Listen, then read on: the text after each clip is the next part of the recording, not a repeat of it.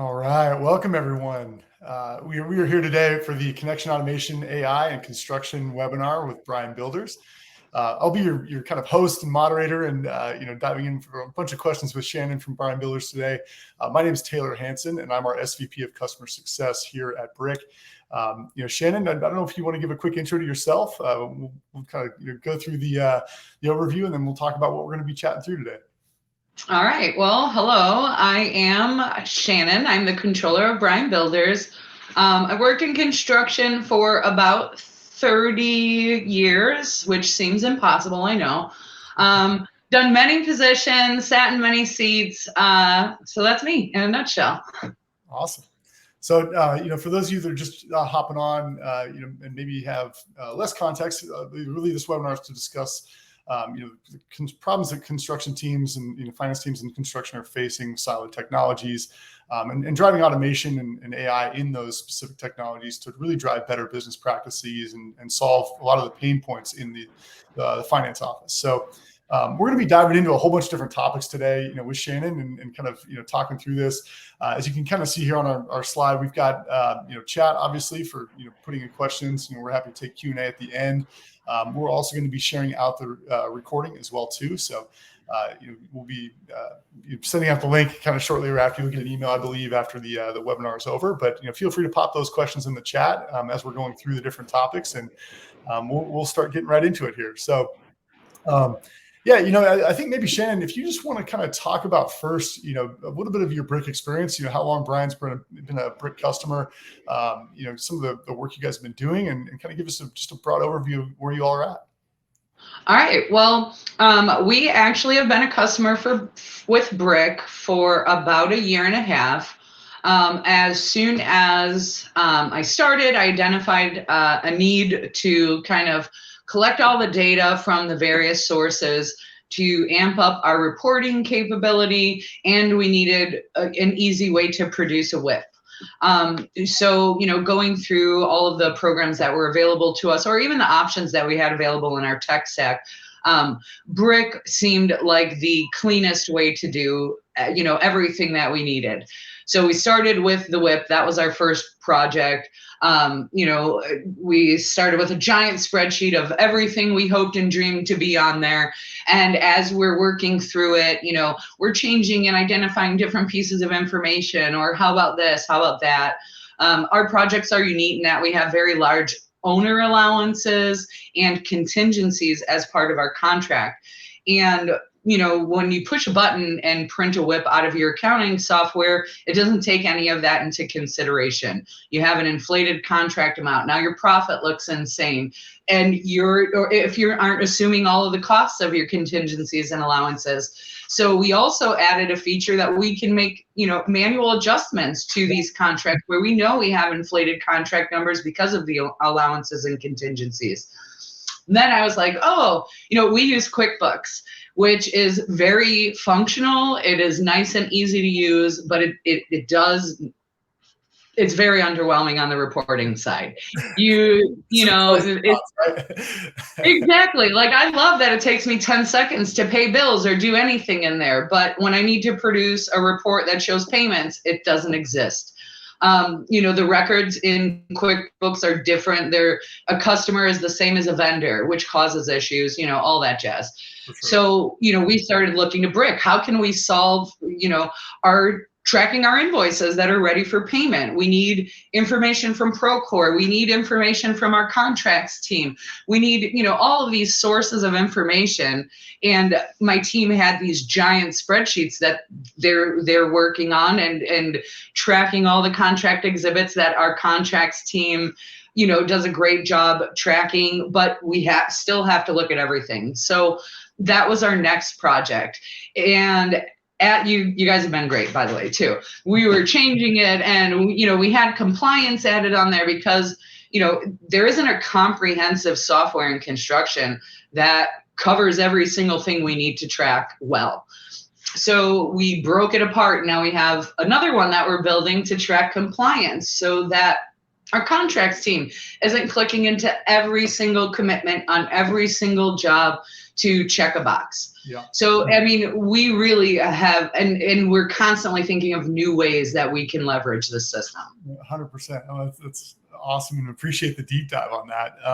Maybe just kind of give us an idea of, some of the challenges that have occurred with that double data entry, or some of these aspects, kind of in connecting to multiple systems, how you all kind of set that up, right? Like maybe how has Briq helped you with some of that? What are the things that kind of come to mind with, rolling some of these processes out within the team as well too?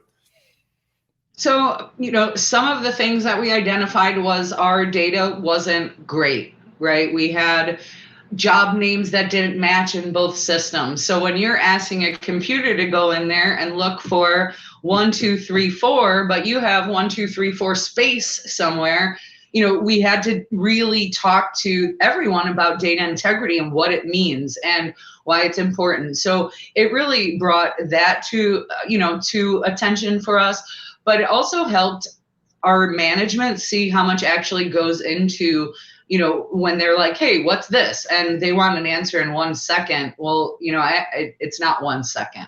And, now I do have that with Briq. Now I do have an answer. What is our profit? What does our WIP look like? What is our backlog? I do have it in a minute now. I don't have to, pull everything singly out of Procore. It's there. It's ready for me. Yeah. And maybe, what were some of the change management aspects, like with the team, as you kind of have deployed this stuff out, like how's the adoption been? Like, what are some of the challenges that you face with the team and kind of getting, everything aligned within the operational process? Part of it was understanding, Briq's capabilities, what data integrity even is. If human is looking for 1, 2, 3, 4, they're going to find 1, 2, 3, 4, no matter what's after it. So that was part of what we had to learn. This is important that we have everything matching in every system. And then as we worked through the WIP report and they saw how it could pull everything that I needed without me spending a lot of time. Now, everybody who's kind of encountered it is thinking of ways that we can use automation or Briq to do things that they find are mundane. So just having like a product and be like, look here, this is what it is. It is, it's not all the hard work. It's this is what it is. And that changed everybody's opinion. No one wants to work on something that's hard. But when you can produce something that they need, it helps a lot. So now everybody wants to do Briq stuff. Like maybe talk about too, like the team, as you've started to build out some of these automations and free up that time, like where's that time getting reallocated, or like how much time is that? How are you guys thinking about, kind of what those team members are doing now differently, as they, update jobs or do different, actions within the overall project management process?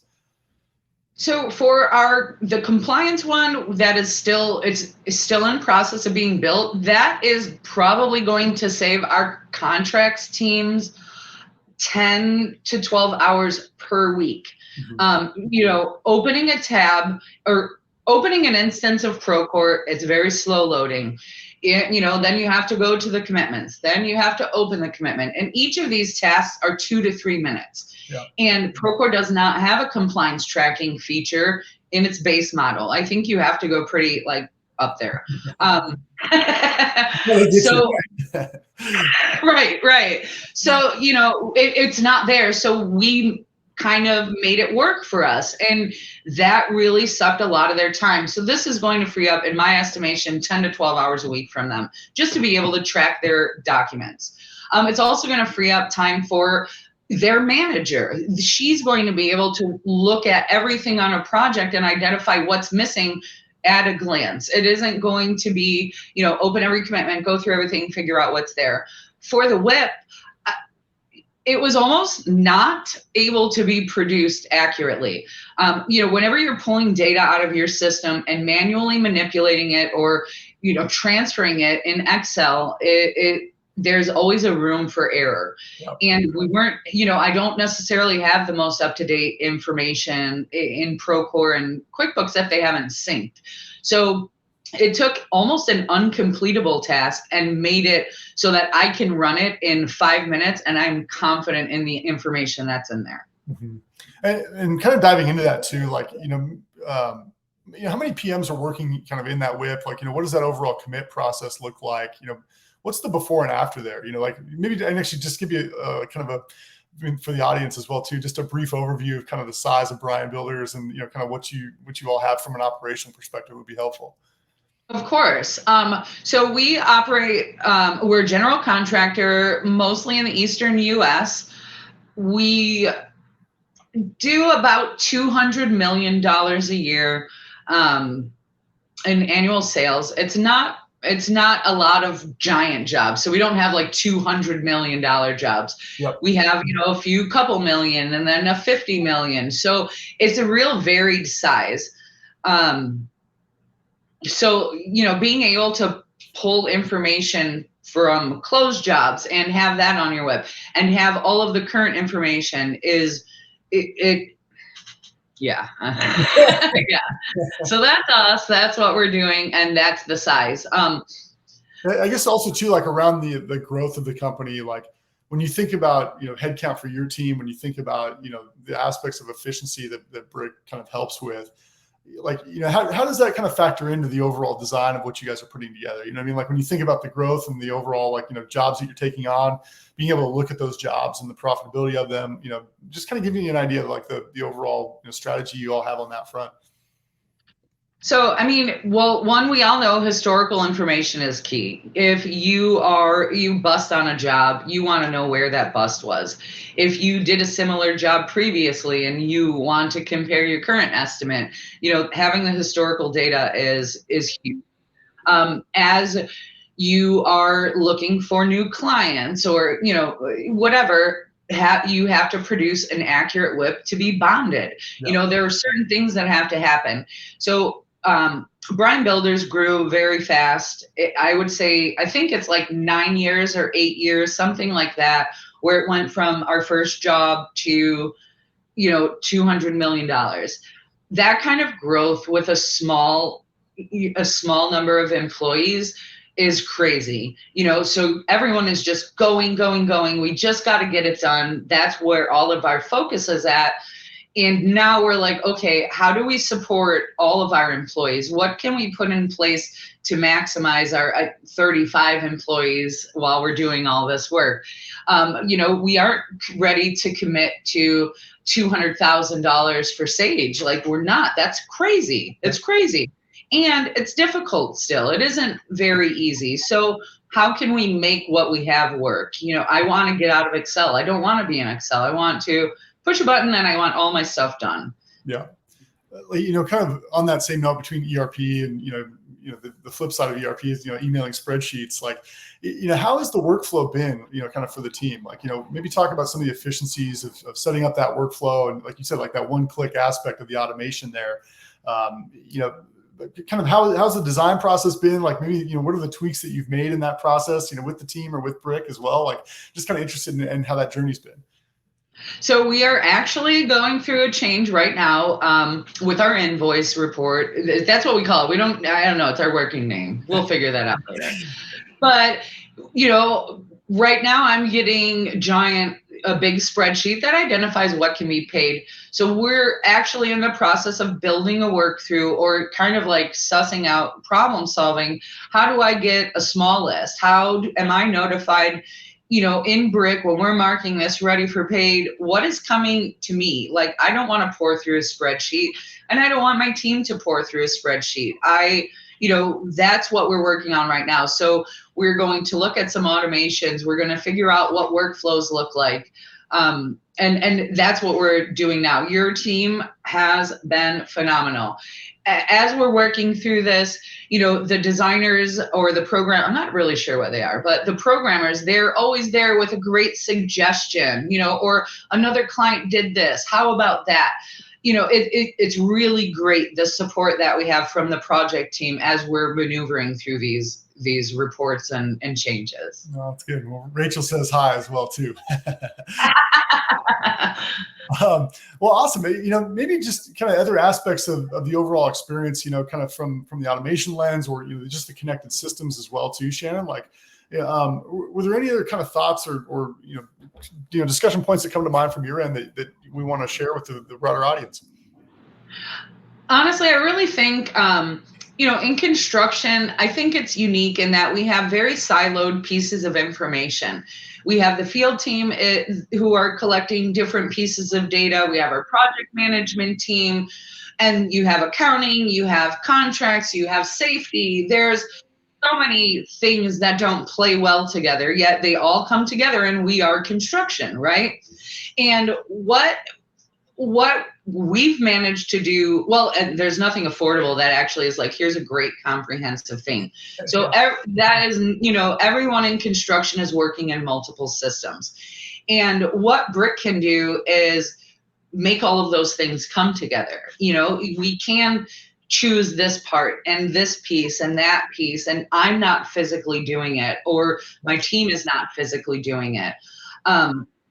It really helps when you're developing KPI or your profit, or if you want to report on diversity, or you're looking at your cash flow projections. These are all made by all of these different pieces of information that are scattered everywhere. And for us, that's what we're using Briq for. How do we bring all of this stuff together and make it usable data without having to have 30 people pouring through wherever it might be? Yeah, it's really interesting on our side, in working with so many different GCs and subs and seeing all the ideas that folks come up with, you know what I mean? Whether it is like, an on-site ticketing system for safety, or, specific, aspects of their whip that they customize. I mean, there's just so many different permutations that can be built in the system that I think, it's been really cool for our team to start to catalog those. And I think, what we've been able to design on our end is a lot of best practice, a lot of, kind of learnings from, hey, there's aspects of a workflow with this specific, type of motion you're trying to, define that, it works well in certain ways. It doesn't work well in other ways. Right. And, I think as you kind of build that workflow out based off of, what automation or what information you're trying to ingest and compile, we find it a very kind of interesting process as we collaborate with our customers and kind of defining that and helping, really, because every organization is different, but we're really defining what that's, what that right outcome is for the customer as they kind of go through that process. But, the flexibility of the platform, a lot of the other aspects that, it's fully customizable. I mean, we have a lot of these things out of the box that we can help bring, but I think, at the end of the day, like, as you kind of mentioned, the sky is really the limit in a lot of the things that you can kind of create on the platform, just because of that connection element and really what the automations and workflows drive. Absolutely. And it's really hard to grasp that, right? Because construction has been that, we're going to get it done. It might not be the best way, might not be the right way, but we will get it done. That is the construction industry. Yep. And, that's why I think you're seeing so many different variations of the exact same thing. We're all doing the exact same thing, but we're out here just trying to figure out how to make it all work.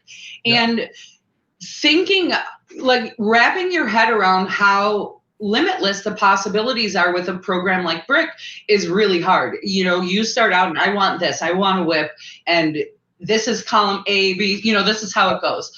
And you think that's what you want, but then, with the guidance of your team, they're like, well, how about this? Or how about that? The whip has been done for a year. Yeah. And we're now working on, an additional feature because you guys have developed standards and now we have this thing. So we're going to circle back to our original project and we're going to make it better. Yeah. So it's really cool that you guys are involved in that. It's growing, and I'm not left in the wind because I started a long time ago, so it's awesome.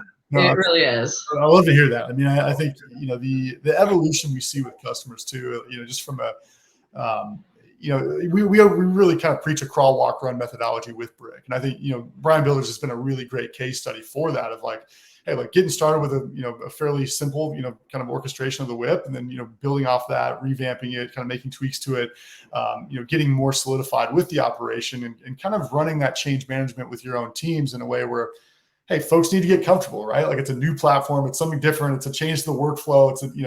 It's a different day-to-day process. That has implications for whoever you are, whether you're a PM, whether you're the CFO. I mean, it's got a change that you got to really ingest and figure out how you're going to work through that. And we find that, as customers get really familiar with the platform, that change becomes easier. And then it's almost like kind of that aha moment of like, oh man, like there is a lot that's capable here. And we have a lot of that aha moment, I think, in when we talk in sales cycles or other aspects, we do a demo and like people see, whoa, geez, like this is really powerful. But as folks get their own data in the system and those discrepant data sources in the system, all connected, all really kind of cleaned up and usable, those become really huge assets for, okay, let's think about it in this way. Let's cut it up in this way. Let's build the workbook in this different manner that, whether it's a labor forecast or, equipment forecast or GC monitoring, these other aspects, like there's a lot of value that you can kind of build, within systems once you get familiar with your kind of baselines of CTC and WIP or those types of things. So, yeah, I mean, I think it's just a cool testament, I think, to, what we're really pushing on our side is like, hey, get your feet wet in the kiddie pool, kind of get used to the overall experience. And then, once again, once you get all that experience kind of built out, start the swim races and really get after it. Exactly. Because I went into it and I was like, I want my comfortable report. Can you make this? And they're like, well, not exactly, but we can do this and this and this. And I'm like, okay, wait, but you're in here and here. And it isn't just going to be my canned garbage that I'm used to looking at. Wait a second. I think I'm learning what I want. How about, can you go there too? How about here? And, now all of a sudden I have bots that are pulling all of the pieces from everywhere that I need and giving it to me in a digestible format. Yeah. And as you start seeing that happen, and you're not scared of the bots, like, they're in there, they're doing what we need them to do. They're doing all the crap I don't want to do. Like, thank you. Reducing time spent. I mean, it's really the remedial costs and things that are prone to error, that they excel at, obviously. Yeah. I just want to do a quick time check. We'll probably just get into questions here pretty quick, but I think there's just the call out that you made just around kind of the efficiencies with your system and kind of that crawl, walk, run mentality.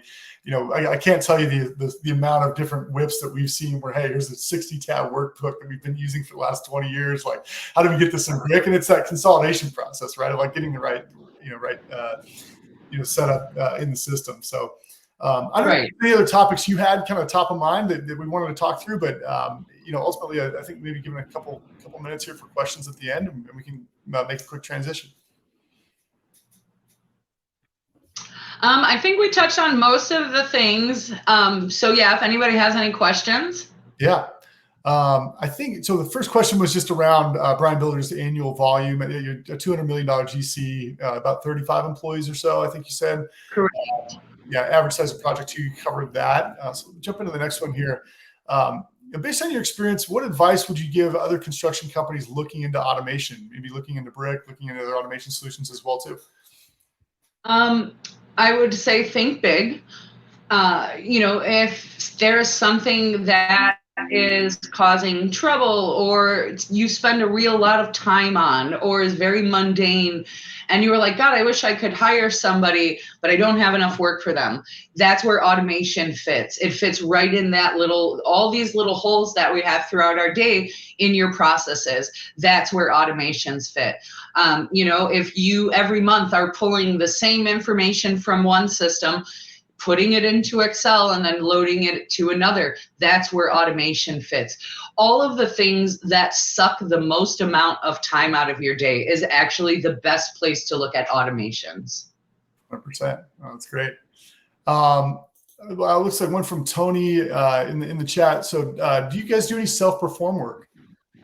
We do not do self-perform. Okay, cool. Let's see here. Let me pull up the question list. If there's anything else here that we've got. Let's see. I feel like we had question or two come in here. Kind of within your team, like maybe, the folks that were apprehensive around tech, like, how did you get them, kind of into that conversation and helping build the overall system? Honestly, listening to questions or conversations like this, that's a real easy way to dip your toe into technology. Just, walking around on the street, you don't bump into this stuff, right? as media consumers, we only hear weird things about AI and automation. So, sign up for a webinar. That's a really good way to start hearing about the possibilities. Once I started learning about the possibilities of software, like, I was hooked. You cannot tell me that this is that I'll listen to everything, every software. I get excited for softwares that are not related to anything that I touch in my day, because I keep hearing, I immerse myself in it, and just hearing someone talk about it, it's less scary. It starts you thinking about, how can I make this work for me? What's applicable in my day-to-day?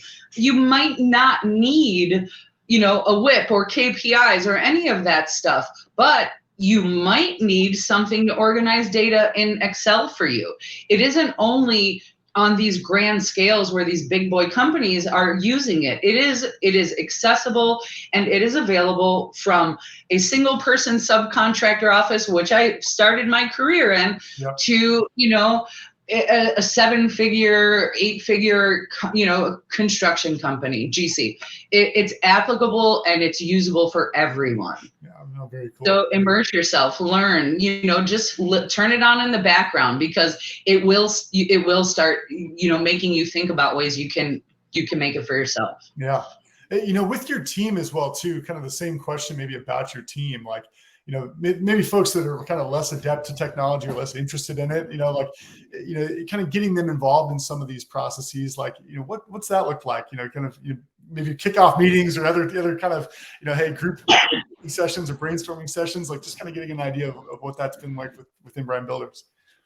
So what we actually did is we made a tech committee where we've picked people from every single, part of Bryan Builders, and we have these discussions, kind of like my last point, like immersion.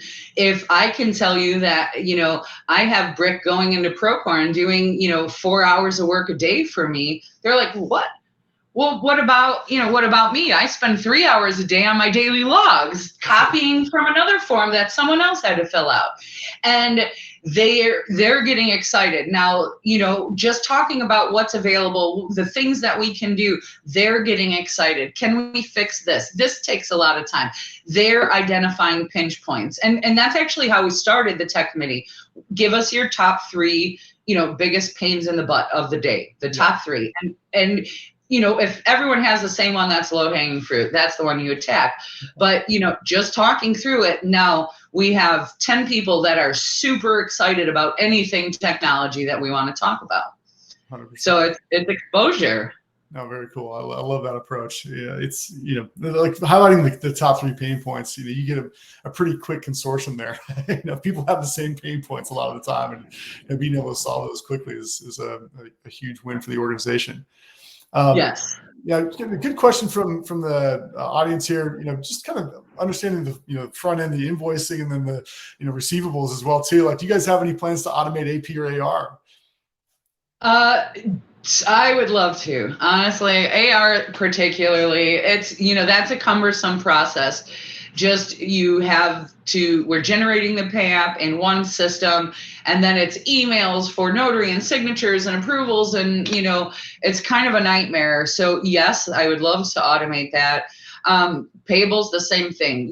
These are really easy things that you can automate, because it's the same thing over and over and over and over. So back to that, the mundane tasks, the ones that take time without a lot of benefit.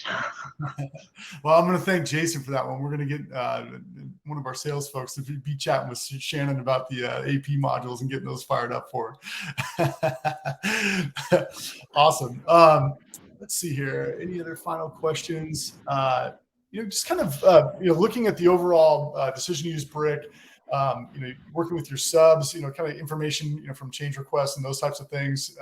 Were any other folks influencing that decision to utilize Briq, kind of outside the organization, or was it mostly inside? It was mostly inside. Actually, our VP of Ops is the one who fielded the first call from you guys. And when I started here I started here almost at the same time that we actually bought Briq. So we're almost like exactly parallel in the time frame.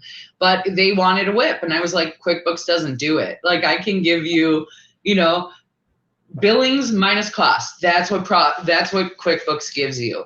And that was really the decision to go with Briq, to be able to aggregate the data from wherever we needed to and make it useful for us. No, makes perfect sense. Looks like there was another question here. I'm not sure if I understand the question fully, but have an example to share or a mind map showing the flow. Maybe that's of the actual Briq process of pulling that data in. Maybe we can maybe double click on that question for afterward. I don't know if there's kind of detail that comes to mind on your side, Shannon, there, but I think just kind of the flow of data coming from QuickBooks into the WIP, kind of making those changes, and then you guys have a write back as well back into QuickBooks. Is that right? That one's not finished. That's the compliance piece. That is right back. Yep. Okay. And it's going to write back into custom fields that we made. Yeah. So that's right. I remember that. There is a little bit of a timing thing, which is, always at month end. Anytime you're trying to close anything in accounting, timing is a thing. So, I run my WIP on, let's say, on the 10th. If I had somebody who snuck something in on the 9th and all of the systems haven't updated at the exact same time, you will have a small variance. Throughout the life cycle of a project, those are small. If someone is going to be outside of the, outside of the time frames that you need to get the month closed, and it's big, they need to tell you. That definitely needs to be communicated. It isn't perfect, and everyone waits till the last second to do anything accounting. Like everyone does, and that's what it is. It's honestly something that we train a lot of, finance leaders on, kind of as they roll out. I mean, yourself included, is, what is your operational process that you have in place now? Like those timelines, the deadlines, kind of how folks are working in different systems. Really, and I think you and I were chatting about this, a few weeks ago, but I always like to say Briq is like, gasoline, and you can take gasoline and you can pour it on a bad operational process, which is a dumpster fire, and the fire flares up, or you can take that same gasoline and put it in a Ferrari and it goes 200 miles an hour, and I think, when you have a process that's really defined and you apply Briq to it, it ultimately makes that process even faster, more efficient, more visible, more transparent, in the organization. So you can spend more time really thinking strategically about the dollars and cents. When you have no process, or hey, it's really loosey-goosey, folks can, enter in those submissions at any point in time. And it's like, everything's kind of got a lot of variance. It becomes, a lot more volatile ultimately, because you have automation involved, you have these other things involved. So a lot of what we do with our customers is really defining, like, hey, where are those operational nuances that are more loose? How can we tighten those up? How can we use Briq to help tighten those up? And ultimately give a really good defined action for everybody within the business. So I love that you called that out. It's a key thing of how we think about it, for sure. No, for sure. And honestly, having it tied to all of the systems that it's tied to helped us build that very static schedule. Like, this is the date for this, and this is why. Do you want me to say that you were the reason that this is not accurate? Like, there's a wall of shame somewhere. There's a wall of shame in the office. I'm not above it, but being able to say, hey, if you have everything tidied up by the 8th, that's the real thing that I need, or you're not going to be able to look at your profits accurately. You're now going to have to do extra steps to, recover whatever you didn't get done by that time. So we built a schedule with, a Gantt chart, so that everyone can see when everything is due and why. And it really, really helps. It helped us kind of, we put our hair out, we were growing like crazy, and we were, operating on fire. And now we're like, okay, let's take a step back. How can we make, let's build these processes. Let's build these timelines. This is the goal. This is the financial, monthly life cycle of your project. No, that's absolutely, dead on. I think it's really great to hear also too, just the progress with Bryan Builders and a lot of the things that you guys have put in place. It looks like there's no more questions, so I think we'll probably be wrapping up here. Yeah, I don't know if there's any final comments or final items that you wanted to touch on, but really, really enjoyed this conversation today, Shannon. It's been a lot of fun, and yeah, the audience was really engaged as well too. And, I think we were able to shed a lot of insight as to kind of what you guys have built and some of the value you all have from the platform. Awesome. Well, my last comment is going to be, think big. The sky is really the limit. When you have, Briq has access to anything that is an API or something, I think is it. I'm not really entirely sure, to be honest. Yeah. But if you can log in, Briq can go in, right? That's how I think about it. I tell my team that I'm working with Briq, I'm like, sorry, I expect you guys to lasso the moon for me. You're going to have to reel me back in. Because once I realized the power, I was like, oh my gosh, yeah, I need all the data. I need 1 million reports. So, there isn't anything that's too much. Think big, because they'll walk you back to somewhere that's manageable. Yeah, we're here to coach you through the process. So, well, awesome, Shannon. We really appreciate the time. Awesome conversation today, and yeah, for folks in the chat, folks on the attendees in the attendees room there, we'll be sending out the recording here very shortly after. But we really appreciate you joining the webinar today, and chat about automations, connections, AI, and construction with Shannon. So thanks again, and we'll be in touch. Thank you, guys. All right, take care. You too.